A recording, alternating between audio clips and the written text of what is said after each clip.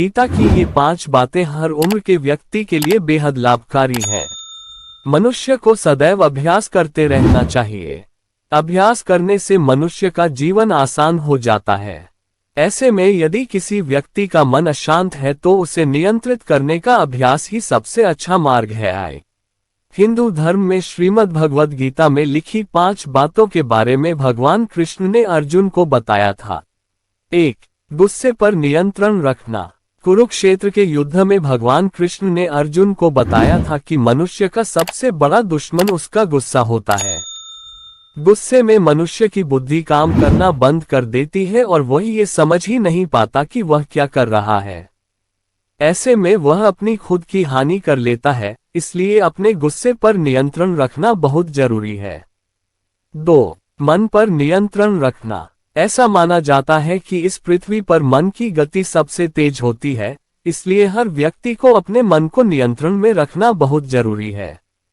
बच्चों को भी यह सिखाना बहुत जरूरी है कि अपने मन पर सदैव काबू रखें। 3. कर्म करें, फल की इच्छा न करें। युद्ध में अर्जुन के विचलित हो जाने पर भगवान कृष्ण ने कहा था कि हर मनुष्य को कर्म करना चाहिए, फल की इच्छा नहीं करनी चाहिए। जैसा आपका कर्म होगा ईश्वर आपको उसके अनुरूप ही फल देंगे। यदि आप कार्य के पहले ही परिणाम की अपेक्षा करेंगे तो आपका मन भ्रमित हो जाएगा और आप अपना कर्म ठीक से नहीं कर पाएंगे। 4. अभ्यास करते जाएं।